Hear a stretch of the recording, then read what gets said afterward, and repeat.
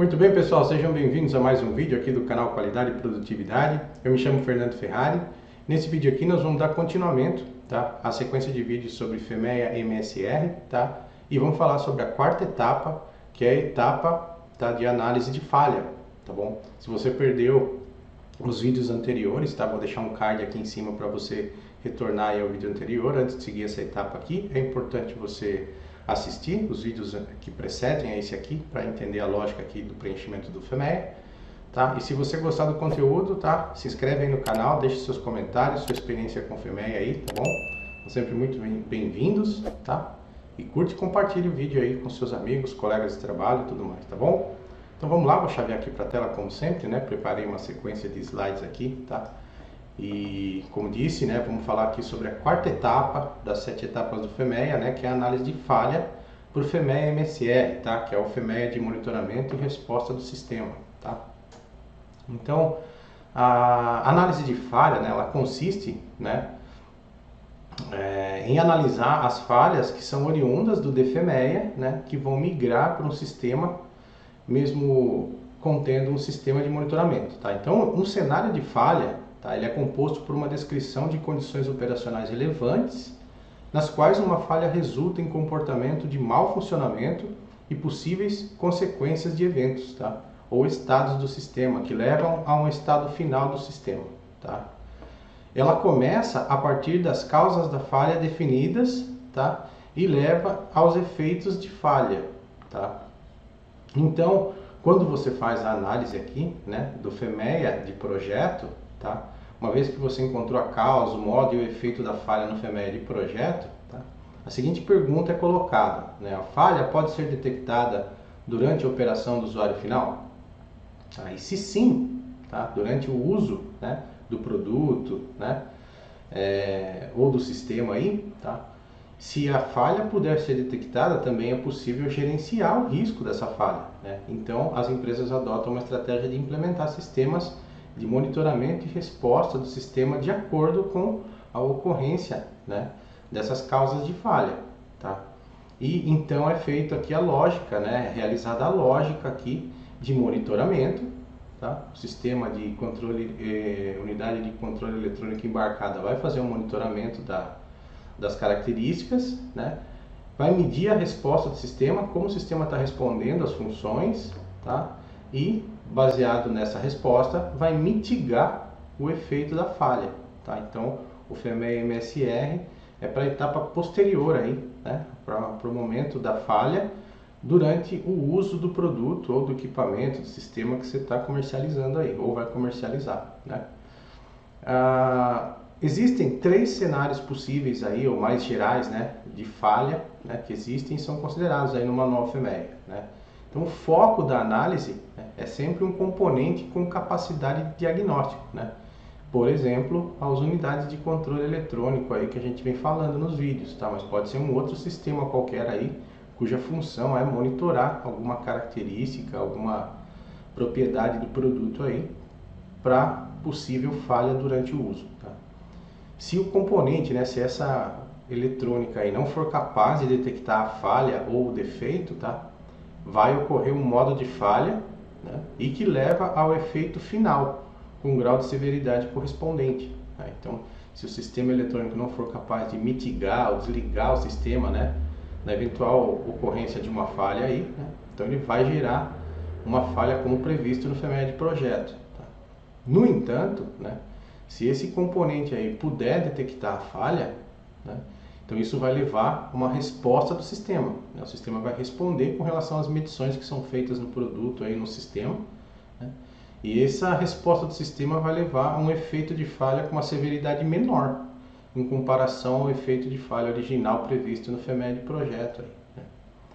E esses detalhes aqui estão descritos, né, no manual FEMEA em 3 cenários, né? Então estou mostrando aqui já o cenário 1, né?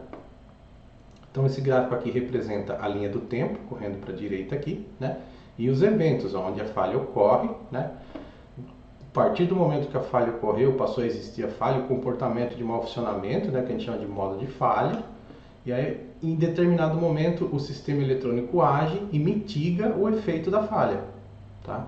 Fazendo com que a partir deste momento aqui, nenhum evento perigoso aconteça, ó, tá? Com severidade de 1 até 9. Tá? Então, esse é o cenário de falha 1, tá? Que descreve o comportamento de mau funcionamento desde a ocorrência da falha até o efeito da falha, né? Que nesse exemplo aqui não é perigoso, mas pode atingir um estado final do sistema não aceitável em termos de regulamentação, ou perca de função primária e tudo mais, né? Como previsto aí nos 10 níveis aí da tabela de severidade do FEMEA. Né? Então, o sistema, no cenário 1, o sistema consegue, durante, né, durante o comportamento de mau funcionamento, mitigar o efeito da falha, de maneira que o usuário aí, né, do produto ou do sistema não vai sofrer dano físico nem de saúde, aí, tá? Isso que a gente chama de severidade 10. Já no cenário 2, né, ele descreve, né, o comportamento de mau funcionamento da ocorrência de falha até o efeito da falha, que nesse exemplo aqui leva a um evento perigoso, né? Como aspecto do cenário de falha, né, é necessário estimar a magnitude, a magnitude do intervalo de tempo de tratamento da falha, tá?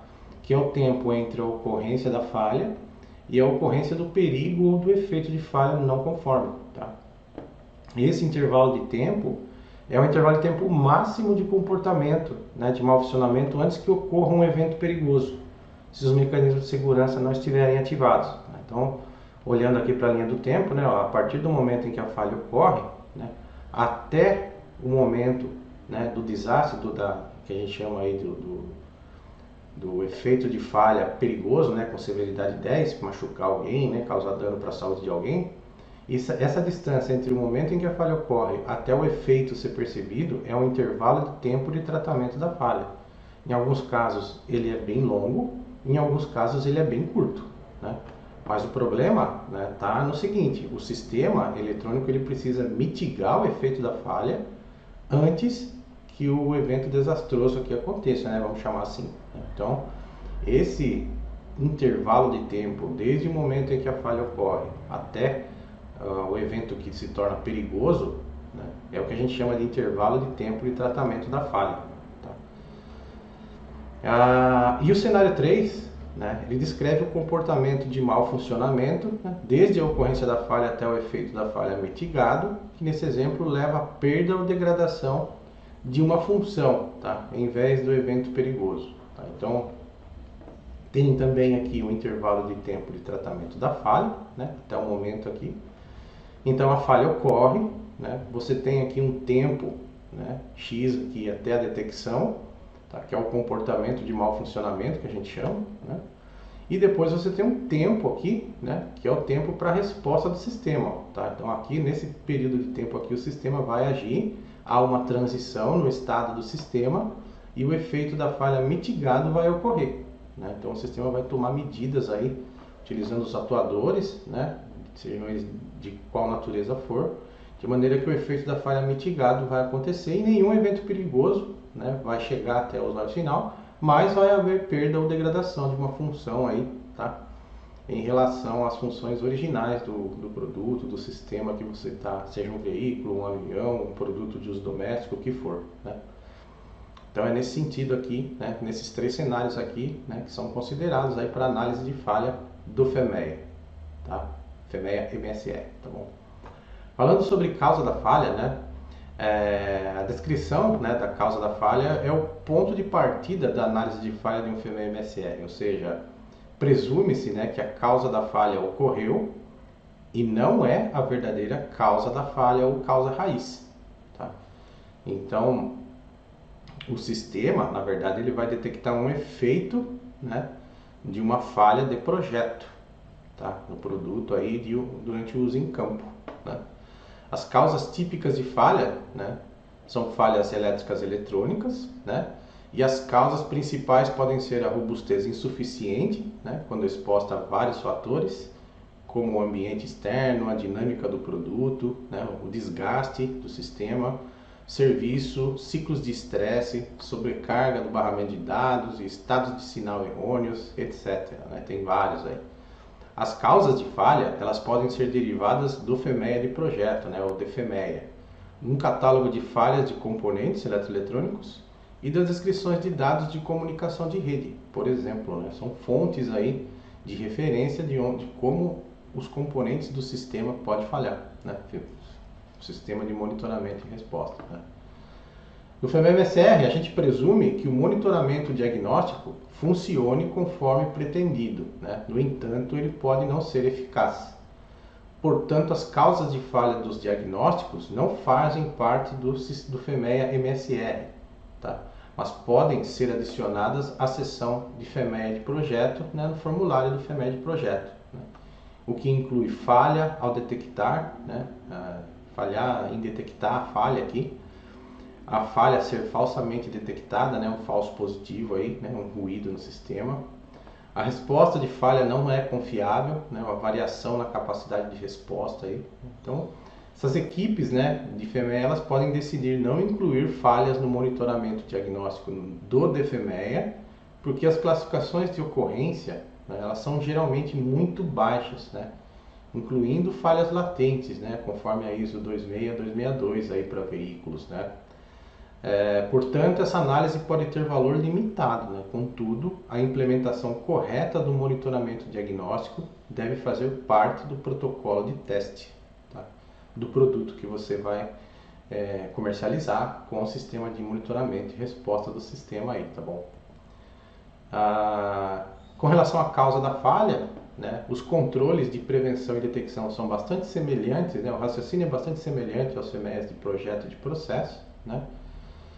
No FEMEA-MSR, os controles de prevenção dos diagnósticos, né, em que o DFMEA descreve o quanto o sistema estima que o mecanismo diagnóstico confiável detectará a causa da falha e irá reagir a tempo no que diz respeito aos requisitos de performance, tá? Então, a prevenção, no sentido do FEMEA-MSR, né, ele tem relação, né, com a confiabilidade, né, do diagnóstico e se esse vai detectar a causa da falha e ser capaz de reagir a tempo, né, com relação ao que é requisitado aí pelo projeto do produto ou sistema, né. Já os controles de detecção do FEMEA-MSR, tá, eles estão relacionados, né, com a volta, né, se relaciona de volta aos testes de desenvolvimento que verificam a correta implementação e a efetividade do mecanismo de monitoramento. Então, durante os testes de validação, né, DVP, né, DVP-IR que a gente chama aí, né, também devem ser inclusos testes, né, para checar a eficácia e a eficiência do sistema de monitoramento e resposta aí, né. Então, se o sistema não for capaz de detectar a presença de um modo de falha no produto durante o seu uso, né, o modo de uso em campo, por exemplo, então você não está sendo capaz de detectar o modo de falha, tá? Então é nesse sentido, né, que o formulário FEMEA deve ser preenchido com controles de prevenção e detecção do que tange ao FEMEA-MSR, tá bom? Com relação aos modos de falha, né, ele é a consequência da causa da falha, né, e são consideradas duas possibilidades aí, tá, no FEMEA-MSR. No caso do cenário de falha 1 e 2, tá, que a gente acabou de falar aí, a falha não é detectada ou a reação do sistema é muito tardia. Portanto, o modo de falha no FEMEA-MSR é o mesmo que no FEMEA de projeto. Tá? Então, se no FEMEA de projeto, né, se você está incluindo um sistema de monitoramento e resposta do sistema no seu produto ou no seu sistema que você vai comercializar, tá? Então o projeto, o FEMEA de projeto deve contemplar, né, análise de falha das funções desse sistema de monitoramento e resposta. Tá? E quando esse sistema de monitoramento e resposta falha, né, os cenários 1 e 2 vão acontecer. Tá? E aí, né, o modo de falha vai ser o mesmo que no DFMEA. Tá? Você pode migrar lá do FEMEA de projeto para o FEMEA-MSR. Tá? Porém, né, aí tem até um exemplo aqui, né, do cenário 1 e 2, tá? Descrevendo aqui uma cadeia de falha sem monitoramento ou com monitoramento que é somente parcialmente efetivo, né, no caso do levantamento das janelas lá, né, do carro que a gente está usando como exemplo nesses vídeos de FEMEA-MSR. Então, o sistema de levantamento da janela, né, que é o elemento pi aí, o efeito da falha, né? A força de aperto demasiado elevada e sem função de reabertura, a mão pode ficar presa entre o vidro e a moldura, né? E já na ECU, né, o modo de falha vai ser indicado como polaridade do motor não é revertido, né? E a causa da falha, né, que é o que está relacionado com o conector da unidade de controle, né, diz que a frequência errônea transmitida dentro da amplitude permitida para o sensor de efeito Hall aqui, tá? Então nota que tem aqui uma relação, né, com um sinal de um sensor, né, a causa da falha é um sinal do sensor que é transmitido por um conector até a unidade de controle eletrônico, fazendo com que o motor não seja, né, a polaridade do motor não seja revertida, né, que causa a força de aperto demasiado elevada, né, sem função de reabertura, causando o perigo de esmagamento da mão aí entre o vidro e a moldura, né? Então fica bem correlacionado, né? Causa, modo, efeito de falha, e o caminho, né, do sinal é sempre contrário ao efeito aí da falha, né? Já no cenário B, né, que é o cenário 3 aí, né, onde a falha for detectada e a resposta do sistema leva a um efeito de falha mitigado, né? Então nesse cenário aí, né, o sistema consegue agir a ponto de evitar, né, que o sistema esmague a mão do usuário aí, né? Então nesse caso, uma descrição do monitoramento diagnóstico e da resposta do sistema é adicionada à análise, né? Como a cadeia de falha nessa possibilidade específica, né, consiste em uma falha ou erro e uma descrição de um comportamento pretendido, isso é chamado de cadeia de falha híbrida ou rede de falha híbrida, né, que a gente chama. Então aqui está o exemplo, né, aqui, né, em que o sistema chaveia para um efeito de falha mitigada. Então, por exemplo, no caso, né, do comportamento esperado, né, o efeito é a perca da função de conveniência de fechamento confortável, né? A janela somente se move no modo manual, né? Então, uma vez que se causar esse problema aí, né, a janela você vai ser capaz de mover a janela somente no modo manual do veículo aí, tá? Já na ECU, né, o comportamento esperado, o modo de falha, é a perda do sinal é detectada, né? Quando a perda do sinal lá do sensor de efeito Hall é detectada, esse sistema degradado aqui, ó, você nota que de automático passa para manual, né? E o que causa isso, né? O sinal do sensor de efeito Hall não é transmitido para a unidade de controle eletrônico devido à má conexão do sensor de efeito Hall, né, que é o conector aí. Então é nesse sentido aqui, né, um modo de falha degradado aqui, aliás, um modo de operação degradado do produto é ativado para evitar esmagamento, né, da mão do usuário, caso esse sinal do sensor aí seja perdido, tá? Então essa é a descrição aí do modo de falha, né? Já o efeito da falha, né, ele é definido como a consequência de um modo de falha, né, como todo FEMEA que a gente já viu até agora, né? E no FEMEA MSR, né, são um comportamento de mau funcionamento do sistema, um comportamento pretendido após a detecção de uma causa de falha. O efeito final pode ser um estado de perigo, ou não conformidade, ou em caso de detecção e resposta oportuna do sistema, né, caso haja tempo para o sistema reagir e prevenir o estado de falha, um estado seguro ou estado compatível com a perda ou degradação de uma função. Então a gravidade, né, dos efeitos de falha, né, ou a severidade, na verdade, ela é avaliada em uma escala de 10 pontos de acordo com a tabela de severidade que a gente vai ver. Então aqui tem um outro exemplo, já vou chavear aqui por exemplo da planilha, tá? A análise de falha, ela está nessa posição aqui da planilha de FEMEA e MSR, que você encontra aí na descrição do vídeo, tá? E o exemplo de preenchimento, ó, tá? Então aqui o efeito de falha para o próximo elemento de nível superior é a força de aperto demasiado elevada, né, no vidro e sem função de reabertura, né? A mão ou o pescoço podem ficar presos entre o vidro e a moldura. Olha só que perigoso, né?